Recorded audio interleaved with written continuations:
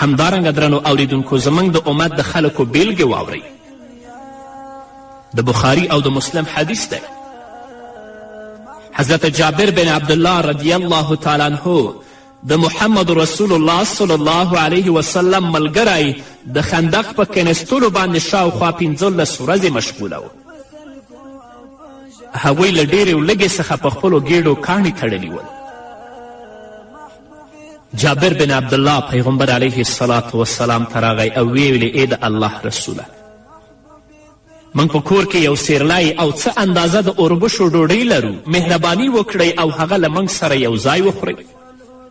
نبی کریم صلی الله علیه وسلم هغه ته وکتل او ویې فرمایل یوازې زه په یوازې توګه؟ حضرت جابر بن عبدالله رضی الله تعالی عنه ورته وفرمیل یو یا دوه کسه دې در سره وي. نبی کریم صلی الله علیه وسلم د شګو په کوچنۍ غونډۍ ودرېد او ویې فرمایل ای د مهاجرینو ډلې او ای د انصارو ډلې، زموږ د نن ورځې غرمه له جابر بن عبدالله رضی الله تعالی عنه سره ده. جابر وایي کله مې چې د نبی کریم صلی الله علیه وسلم د خولې نه دا خبره واورېدله په بیړه د کور په خوا وتښتېدم او خپلې میرمنې او خپلې ښځې ته مې وویل له ما سره مرسته وکړه، پیغمبر علیه الصلاة والسلام له لښکر سره یو ځای راځي. مسلمانې او مؤمنې ښځې خپل خاوند ته وویل آیا پیغمبر علیه الصلاة والسلام ته دې وویل چې څومره خواړه لرو؟ جابر رضی الله تعالی عنه وفرمیل هو. نو د هغې میرمنې وویل الله او د هغه رسول ډیر خبر دی، نو کومه ستونزه نه لري. پیغمبر علیه الصلاة والسلام د جابر کور ته راغی او هغه ته یې وفرمیل ای جابره ته نن زموږ کوربه یې.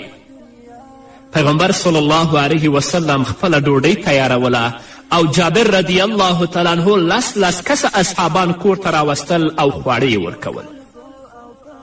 وروسته دا ډله ستنېده او بله ډله راتله، ټول لښکر خواړه وخوړل او وروسته جابر هم کور ته راستون شه. جابر وایي هر ځل چې له کور څخه یوه ډله وتله ځان ته مې ویل بلې ډلې ته به خواړه ونه رسیږي ځکه چې خواړه خلاص شوي. مګر بله ډله هم راتله، خواړه یې خوړل او بیرته ستنېده. حال دا چې د هغوی ګېډې هم مړې وي او په خپلو غاښونو کې به یې ډکې وهل. حضرت جابر رضی الله تعالی عنه د دې په دوام کې وایي پیغمبر علیه الصلاة والسلام ما ته وفرمیل ای جابره الله دې ستا خواړه ستا او ستا د کورنۍ لپاره مبارک وګرځوي. زه ننوتم ومې لیدل چې اوس هم خواړه هماغه ټوټه غوښه او هیڅ شی ترې کم شوي نه و. دا د محمد رسول الله صلی الله علیه وسلم برکت او دا د نبی کریم صلی الله علیه وسلم وینا وه چې ټولې اتفاق او اتحاد ته رابلل، په یوازې باندې خواړه نه خوړل چې صحابه کرام وږي پرېږدي.